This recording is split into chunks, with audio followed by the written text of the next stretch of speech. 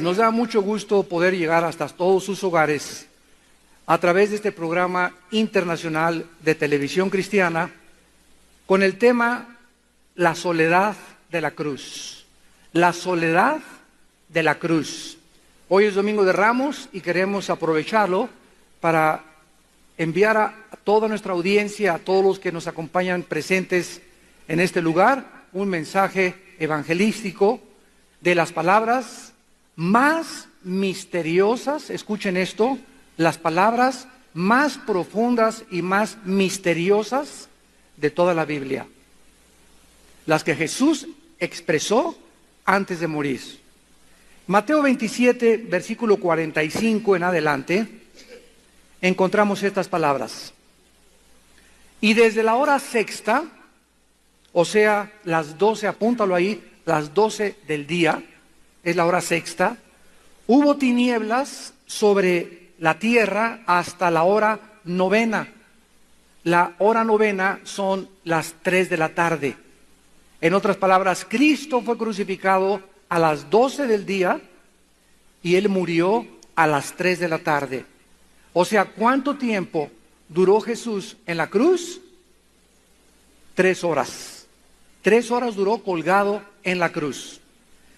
Cerca de la hora novena, Jesús clamó a gran voz diciendo, Elí, Elí, lama sabactani. Esto es, Dios mío, ¿por qué me has desamparado? Algunos de los que estaban allí decían al oírlo, a Elías llama a este.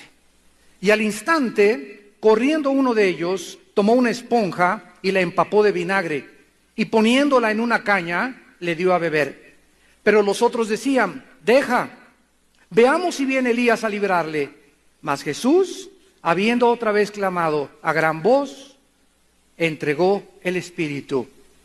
La crucifixión del Hijo de Dios, del Señor Jesucristo, ha sido el evento más extraordinario que jamás haya tomado lugar en el universo. Ya no solamente me limito al mundo, sino en el universo entero, porque afectó el universo fuera de la tierra también. Y las palabras que en esta mañana vamos a analizar, Dios mío, ¿por qué me has desamparado?, son las palabras, el lamento, la expresión de tristeza más profunda que haya Jesús pronunciado en las 3 horas que duró su crucifixión.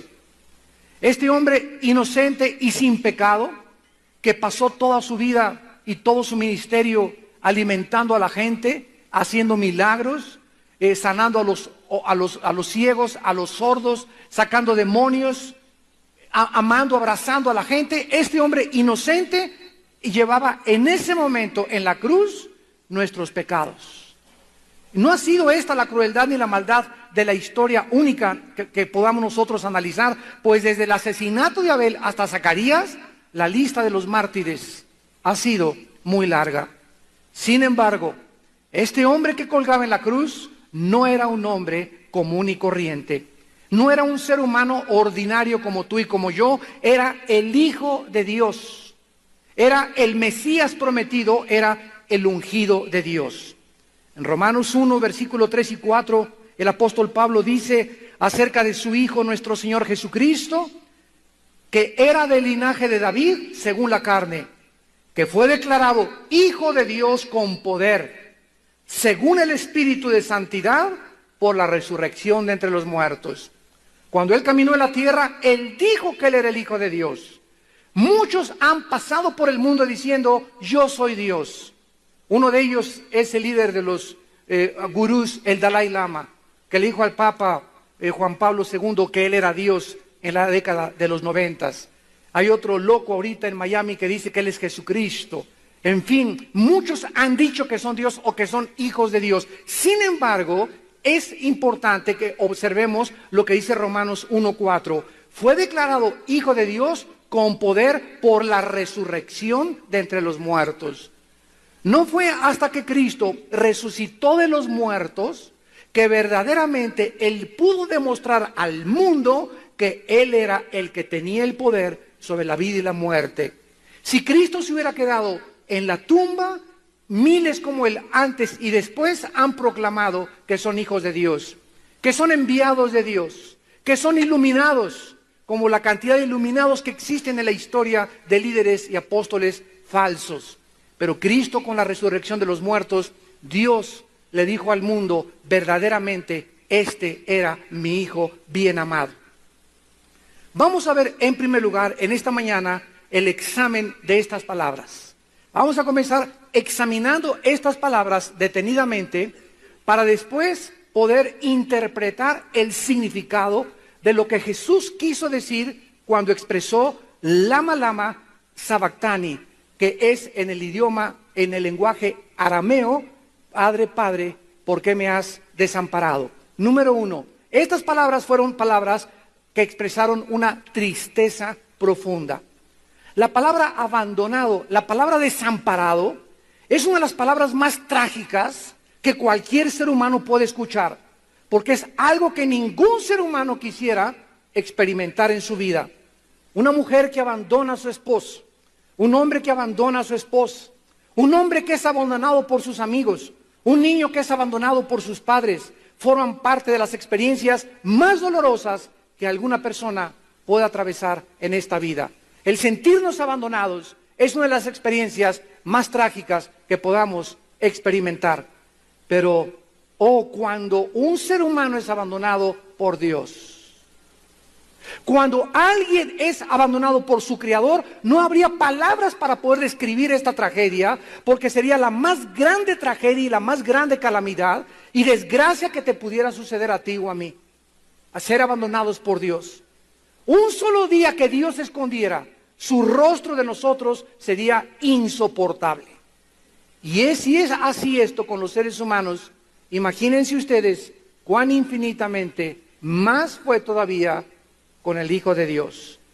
Este hombre que colgaba en una cruz maldecida había sido por toda la eternidad la delicia y el amor del Padre. Cuando comienza el Evangelio de Juan dice, en el principio era el Verbo o el Logos. El Verbo era Dios y el Verbo era con Dios. Este era en el principio con Dios. La luz en las tinieblas resplandece y las tinieblas no prevalecieron contra la luz. En él estaba la vida y la vida era la luz de los hombres. En el principio era el Hijo con el Padre. El Hijo estaba con el Padre y el Hijo era el Dios mismo. En la primera carta de Juan dice, y la vida fue manifestada. La Biblia nos muestra que Cristo existió siempre en la eternidad con su Padre. Pero jamás en la historia el Padre y el Hijo se habían separado. Durante los 33 años de Cristo en este mundo, disfrutó de una comunión ininterrumpida con su Padre. La presencia de su Padre siempre le acompañó. El abandono que Cristo sufrió en la cruz fue el trago más amargo que la copa que el Padre le dio a beber. En segundo lugar, estas palabras se expresaron o las dijo en el clímax de sus sufrimientos. Ya anteriormente, los soldados romanos habían tomado un látigo, dice Josefo el historiador, que tenían 5 colas los látigos romanos. No era el látigo como ese de la Pasión de Cristo, chiquitos, que le daban así. Eran látigos que tenían por lo menos 2 metros de largo o 2,5, con puntas de hueso y con puntas de plomo. Entonces el soldado romano flagelaba a la víctima y se le enrollaba y le daba 2 vueltas o 3 vueltas el látigo, y cuando el soldado romano jalaba el látigo, las puntas de hueso y las puntas de plomo comenzaban a desgarrar los tejidos subcutáneos de las personas atormentadas. A Cristo le dieron 39 de estos latigazos. Cuando acabaron de torturarlo con los latigazos, ya no tenía absolutamente nada de piel, ni enfrente en el pecho, ni en los costados, ni en su espalda. La sangre comenzaba a ser derramada abundantemente. Después, no solamente satisfechos los soldados romanos con haberlo flagelado, porque eran maestros de la tortura, lo hicieron que se hincara y comenzaron con una vara a golpearle la cabeza. Posiblemente le causaron 2 o 3 descalabraduras también. Y después le pusieron unas espinas, y dice Mateo capítulo 27, versículo 27 al 31. Mateo 27, 27. Entonces los soldados del gobernador, o sea de Pilato, llevaron a Jesús al pretorio. El pretorio era casi como una casa de arraigo. El pretorio era como un cuarto de tortura. El pretorio era el lugar donde nadie podía entrar, porque los soldados no querían que nadie viera la crueldad como ellos martirizaban a sus víctimas. Lo agarraron de las greñas a Jesucristo y lo metieron a ese cuarto que es el pretorio, que es donde se juntan todos los soldados romanos expertos en crueldad y en ejecutar a sus víctimas. Dice la Biblia, lo llevaron al pretorio y reunieron alrededor de él a toda la compañía. O sea, todo un batallón de soldados romanos alrededor de Cristo, con el único propósito de torturarlo, de hacerlo sufrir, de hacerlo llorar y de tal vez decirle que se arrepintiera, que él no era lo que él había dicho, lo que le habían inventado, que él había dicho que era. Y desnudándole. ¡Qué vergüenza cuando te torturan encuerado! Le quitaron toda la ropa por si fuera poco, y entonces dice la Biblia, le echaron encima un manto de escarlata, pusieron sobre su cabeza una corona de espinas, una caña en su mano, e hincándose de la rodilla delante de él, le escarnecían diciendo, salve, rey de los judíos, y escupiéndole. Imagínense una compañía gargajeando a Jesucristo, una compañía derramando toda su vasca sobre Jesucristo, como un vómito maldito sobre el santo de Dios. Todas estas cosas le estaban haciendo a Jesús, y tomando la caña le golpeaban en la cabeza. Después de haberle escarnecido, o sea, después de haberle burlado, le quitaron el manto, le pusieron sus vestidos y le llevaron para crucificarle. Toda esta tortura tuvo Cristo antes de estar en la cruz. O sea que Él comenzó a sufrir aproximadamente a las 3 o 4 de la mañana, cuando le capturaron en el huerto de Getsemaní, cuando Judas le entregó por 30 monedas de plata. La gente se burló de Él, la gente le despreció, la gente le maldijo, pero dice Isaías 53 que Él no abrió su boca. Como un cordero fue llevado al matadero. Es interesante que el Padre haya utilizado el ejemplo o la ilustración de un animal que son las ovejas. Si tú matas, por ejemplo, a un puerco, los chillidos de un puerco son pero horrible. Pero si tú agarras una ovejita y la llevas al matadero y le entierras un cuchillo, no hace más que... Es todo lo que hace una ovejita, porque es el animal más indefenso que existe en la creación de Dios. Todos los animales tienen la forma de los conejos, pueden correr y escaparse de sus perseguidores o depredadores. Todos los animales tienen algún mecanismo de defensa contra la naturaleza, menos las ovejas. Y Dios creó a las ovejas de esa manera para podernos decir el retrato de nosotros. Nosotros los seres humanos estamos indefensos sin Dios. No tenemos ninguna forma de protegernos contra el diablo, ni contra la carne, ni contra el mundo, más que en el Espíritu, más que teniendo a Cristo dentro de nuestra vida.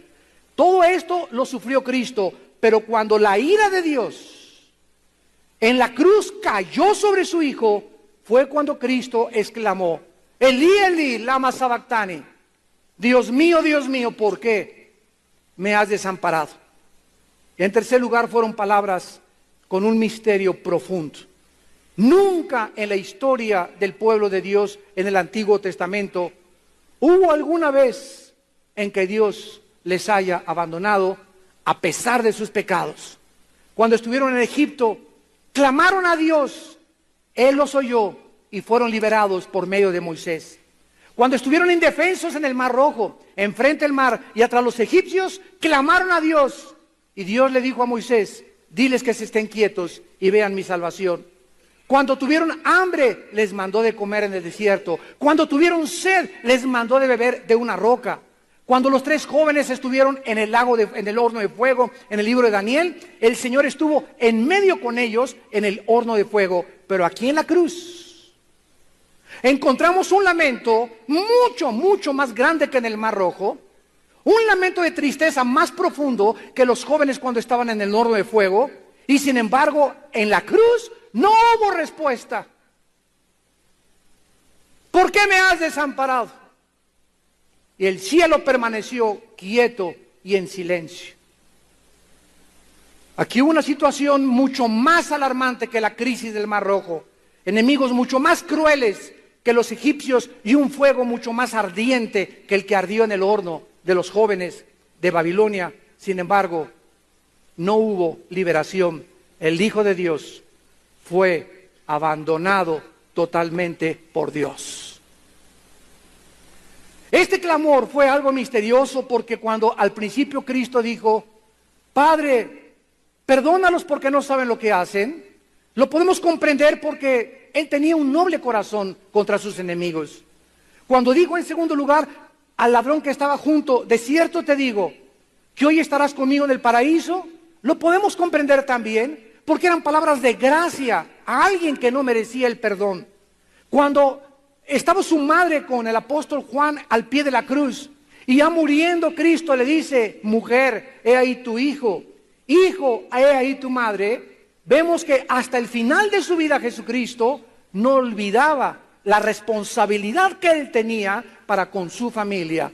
No estaba en una autocompasión y autolástima, pobre de mí, nadie se fija de mí. Hasta el último momento, en lugar de que sus pensamientos estuvieran en sus sufrimientos, sus pensamientos estaban en su familia. Madre, no vas a quedar desamparada. Juan va a ser como tu hijo. Juan, tú no tienes mamá, pero mi madre va a ser tu madre, porque mi familia son los que hacen la voluntad de mi Padre y me obedecen. Sin embargo, en esta próxima vez que Cristo abre su boca y dice, ¿por qué me has desamparado?, nos damos cuenta la angustia profunda y el clamor que nos deja sorprendidos a todos y confundidos. ¿Por qué Cristo dijo estas palabras a su Padre? ¿Por qué me has desamparado? ¿Qué acaso Jesús no sabía que cuando los pecados del mundo fueran sobre su cuerpo, su Padre lo tenía que abandonar? Si lo sabía, entonces ¿por qué le gritó? ¿Por qué? ¿Qué acaso Jesucristo no sabía las consecuencias cuando tomó su decisión desde antes de la fundación del mundo de lo que iba a pasar en la cruz? Entonces, ¿por qué dijo estas palabras? Y en segundo lugar, ¿por qué su Padre le abandonó? ¿Qué padre puede abandonar a su hijo? ¿Cómo pudo el Padre dejarle solo en la cruz? Ya le habían abandonado sus apóstoles, ya le habían abandonado sus amigos, ya le habían abandonado sus familiares, ya le habían abandonado los amigos y las personas a quienes les hizo un bien. Y ahí en la cruz estaba solo y ya era lo último que le faltaba. Ok, que me abandonen todos, pero que no me abandone mi Padre. Y sin embargo, ahí en la cruz, lo único que le faltaba era la puntilla, el Padre que había estado eternamente unido a su vida en comunión con Él, le dejaba solo. ¡Qué soledad! ¡Qué profunda tristeza! ¡Qué tragedia! ¡Qué desgracia! ¡Qué miseria atravesó el Hijo de Dios! Fueron palabras de profunda solemnidad. En cuarto lugar, este clamor, dice Mateo capítulo 27, versículo 45, que desde las 12 hasta las 3, toda la tierra se llenó de tinieblas. Dice el versículo 51 y 52, el velo del templo se rasgó en dos, de arriba abajo. La tierra tembló y las rocas se partieron. Se abrieron los sepulcros y muchos cuerpos de santos que habían dormido se levantaron. Saliendo de los sepulcros después de la resurrección de Él, vinieron a la santa ciudad y aparecieron a muchos. ¿Qué mente, qué criatura en el universo podría comprender el significado que hizo que se oscureciera el universo, que hizo que se rasgara el templo, que ocasionó un grande terremoto, que toda la gente no sabía qué estaba pasando? ¿Qué criatura en el universo podría en ese momento, ni los querubines, ni los serafines, ni los ángeles, ni el arcángel Miguel, ni absolutamente ningún santo podría saber lo que en ese momento estaba pasando en esa cruz?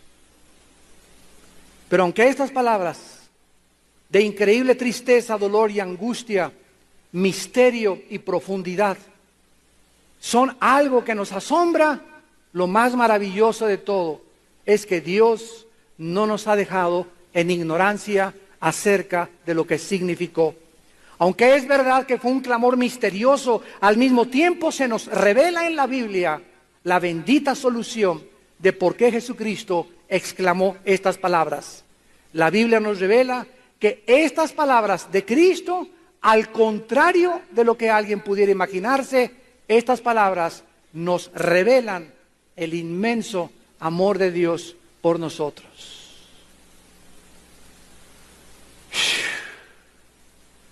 Estas palabras de tristeza profunda para ese hombre estaban manifestándonos a nosotros el amor de Dios y la justicia inflexible de aquel que tiene que castigar el pecado.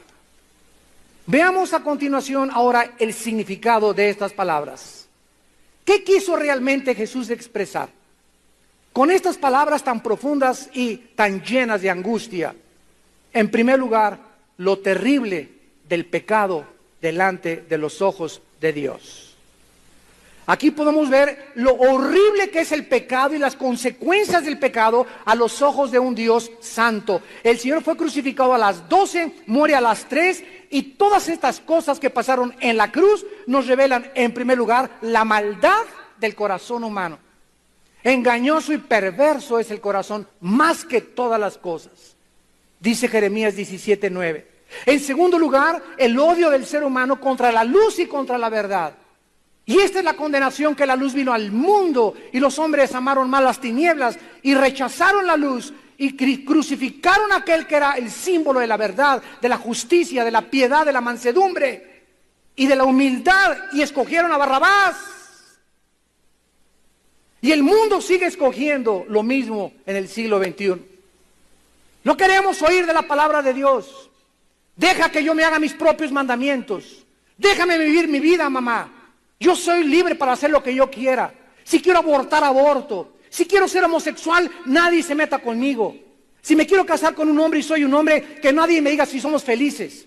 Y ¿sabes una cosa? Como ahora bajando del avión, viniendo de Dallas, me preguntó una señora, ¿y usted es el de las conferencias? Sí, a sus órdenes. Oiga, ¿y por qué usted está en contra de la homosexualidad si es un nuevo estilo de vida? Y le dije, señora, una periodista, no me acuerdo qué periódico, le contesté, le dije hace 2 días que llegué, señora, a mí no me interesa lo que diga Sigmund Freud, no me interesa lo que digan los psiquiatras, no me interesa lo que diga Walter Mercado, no me interesa lo que digan los gurús. La Biblia dice que la homosexualidad es pecado. Y a mí me interesa lo que dice Dios, no lo que dice el mundo. Si Dios no nos hubiera dejado la Biblia, cada quien hubiera hecho sus propios mandamientos y sus propias leyes, pero no somos dioses. Las leyes morales vienen del cielo porque nosotros no nos creamos a nosotros mismos. Y a mí me interesa lo que dice Dios, no la opinión de lo que dicen los psicólogos. Los psicólogos no inventaron el sexo, los psiquiatras no inventaron el sexo. Como le dije a un homosexual hace 4 o 5 días en Dallas, le dije, ¿quién te trajo al mundo, muchacho? Mi mamá y mi papá. ¿Y a quiénes vas a traer tú al mundo? Le contesté. ¿Qué pasaría si todos fueran hombres con hombres, mujeres con mujeres? Se acabaría la sociedad. Partiendo de ese principio nos damos cuenta que es antisociedad, antinatural. Está destruyendo el fundamento de la familia. Dios creó al hombre con órganos sexuales y a la mujer con órganos reproductores sexuales para que los dos se unieran y pudiéramos colaborar con Dios en traer criaturas, seres humanos a este mundo. Un hombre y un hombre jamás podrán traer a ninguna criatura. Y la adopción es una aberración delante de los ojos de Dios. Que Dios perdone, ¿verdad? Y que Dios tenga misericordia, porque como Sodoma y como Gomorra se está volviendo México. Y la sociedad lo está aceptando y lo está felicitando. Y están acostumbrándose a que es normal. Y esto no es normal. Es un pecado, dice Dios. Y Dios va a juzgarlos. Porque dice la Biblia que ningún homosexual tendrá parte en el reino de Dios. No lo digo yo, ni te enojes conmigo. Lo dice 1 Corintios capítulo 6. Lo dice Romanos capítulo 1. Que se fueron tras la perversión de su mente y Dios los entregó una mente reprobada. El pecado humano nos ha devastado. El pecado humano es tan profundo que no nos damos cuenta que la sociedad que nos rodea es una sociedad donde está acostumbrándose a una nueva moral. Ya es normal que las muchachas, si una muchacha de 18 años sale con otra muchacha de 20 años y le preguntan a la muchacha de 18 años si ella es virgen y ella contesta que es virgen, se burlan de ella. ¿Cómo que virgen a los 18 años? ¿Cómo que virgen a los 25 años? Porque ahora la virginidad ya no es una virtud. Ahora es un símbolo de burla y de desprecio. Ay de aquellos, dice Isaías 5, a lo bueno dicen malo y a lo malo dicen bueno, a lo amargo dicen dulce y dulce amargo. Ahora sí un hombre como el otro día mi cuñado y yo estábamos en Acapulco, llega un señor y nos dice, pues aquí tengo una casa con unas chavas del Spring Break, aquí por allá, y vénganse para acá. Y le contesté, le dije a este hombre, mi cuñado y yo estamos fuera del mercado ya. En el momento que me casé me salí del mercado. Y cuando yo elegí a mi esposa Marta, sí, le dije a 2 billones, .22 mujeres, no. Para que te lo metas en la cabeza, tú que estás casado, viejo rabo verde. El matrimonio es santo a los ojos de Dios y Dios bendice la fidelidad y Dios bendice la pureza sexual. Y tenemos que entender esto, Dios es el que creó el sexo y Él es el único que tiene la autoridad para decirnos cómo, cuándo y dónde se usa el sexo. Ningún psicólogo, ningún hombre, nadie puede decirnos, ni expertos en sexología, ellos no crearon el sexo. No tienen ningún derecho, alguien que fabricó un Cadillac, de meterse a decir que necesita un motor de Volkswagen. Los fabricantes de Volkswagen saben cómo funciona el motor de Volkswagen y cuando se me descompone no lo llevo a la Cadillac ni a la Chevrolet, lo llevo a la Volkswagen. Cuando nos descomponemos no vamos con el psiquiatra y el psicólogo, vamos con Dios. Él nos fabricó. Él sabe cuando estamos descompuestos y qué nos hace falta. La cruz revela el odio que el ser humano tiene contra Dios. Porque si siendo enemigos, dice Romanos 5:10, fuimos reconciliados con Dios, así es, antes de ser cristianos éramos enemigos de Dios. Yo siempre creí en Dios, me contesta una señora, mi respuesta es, ¿en qué Dios? Doña Pachita, la bruja de Tlatelolco, tenía 15 dioses. Los griegos tenían 6 millones de dioses. Otras religiones le llaman Alá a Dios, otros le llaman, tienen miles de deidades, otros se inclinan ante las estatuas. Señora, cuando usted me dice que cree en Dios, ¿de quién me está hablando? ¿Quién es el Dios de que me está usted hablando? Porque el diablo no es ateo. Ahora, si usted me dice, yo creo en Dios, el Dios y Padre de Jesucristo, el que hizo la Biblia, entonces usted es mi hermana y estamos en la misma familia. Porque solo hay un Dios vivo y verdadero, manifestado en la Biblia y por Jesucristo, el Padre de las luces, en el cual no hay sombra ni variación alguna. La cruz revela la profundidad del pecado humano, la increíble ingratitud de nosotros que tenemos, y en la cruz fue exhibida la santidad de Dios. La Biblia dice, sean santos porque yo soy santo.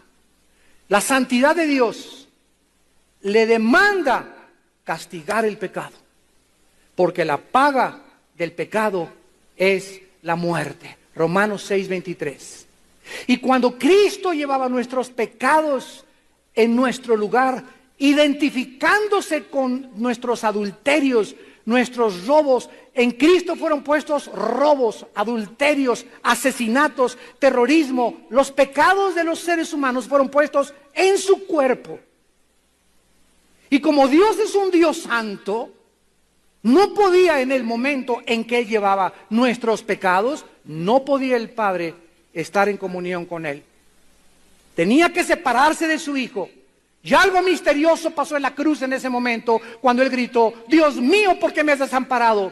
Él sabía por qué lo había desamparado, lo dijo para que nosotros supiéramos que había sido abandonado por su Padre. ¿De qué otra manera nos podía comunicar Dios que había abandonado a su Hijo, más que en ese grito, en ese clamor profundo, desesperado de la garganta del santo y el justo de Dios?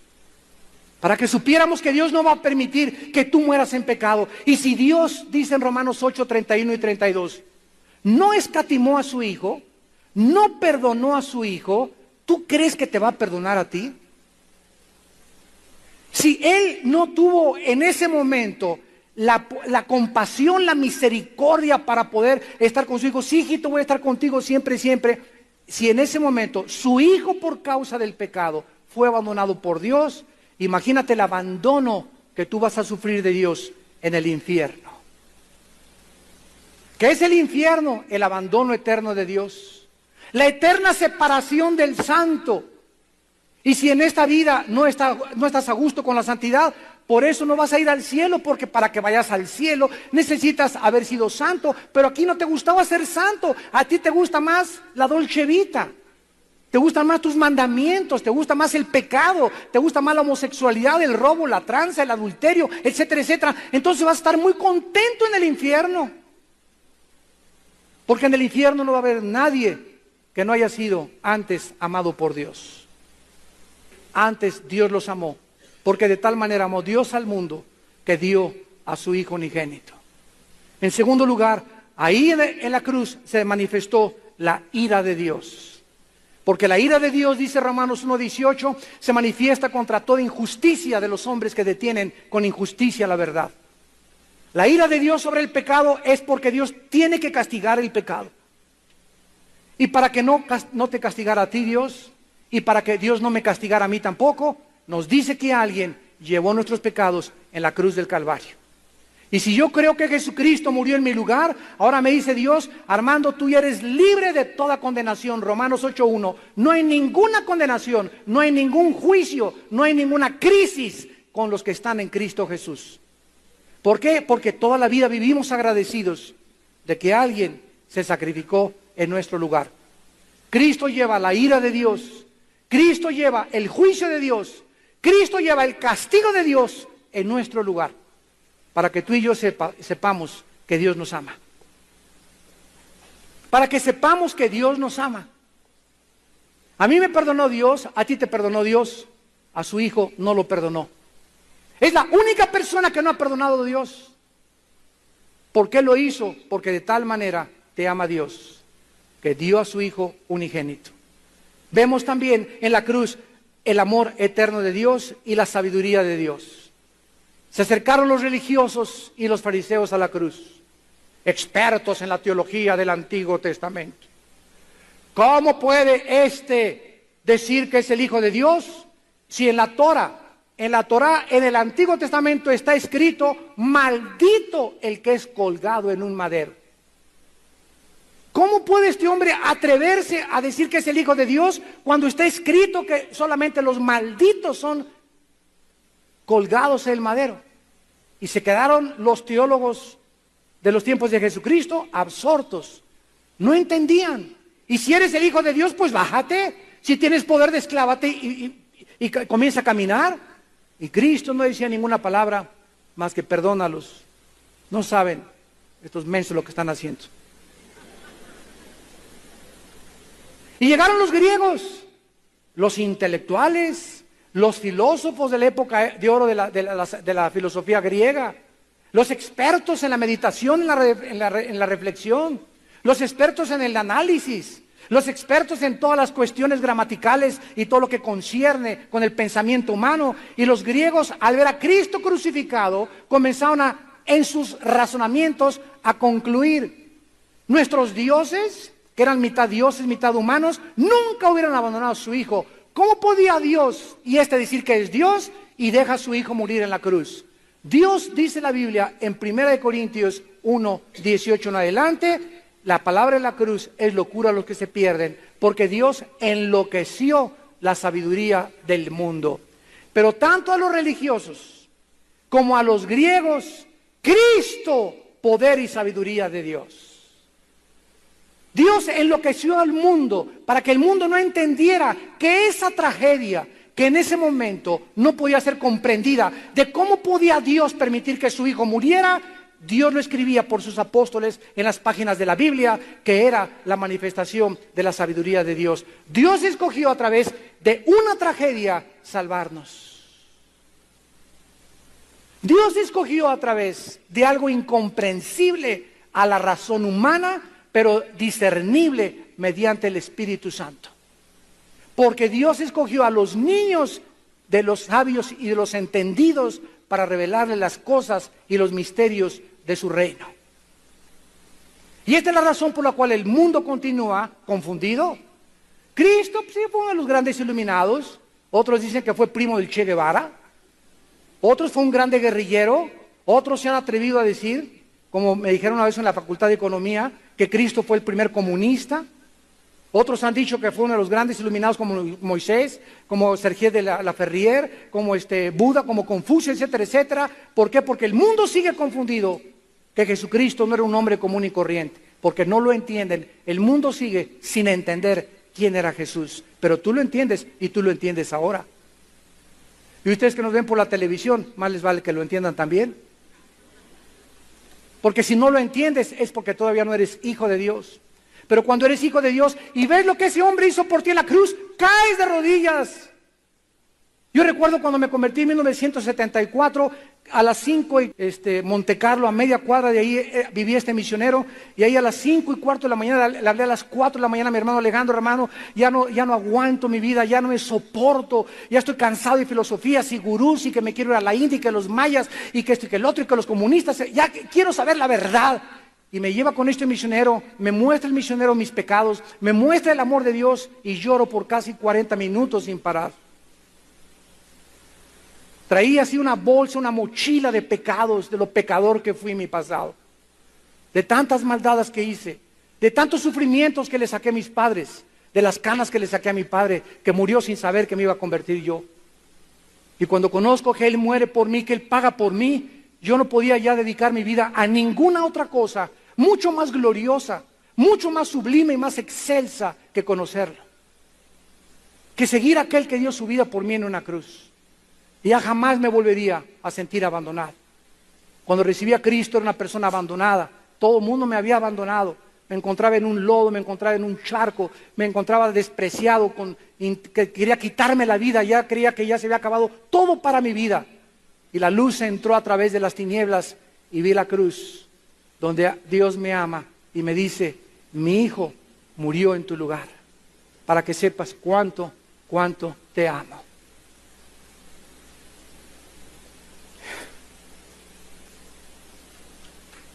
Gracias, Padre Santo.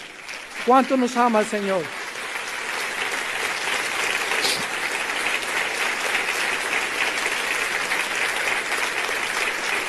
¿Cuánto nos ama Dios?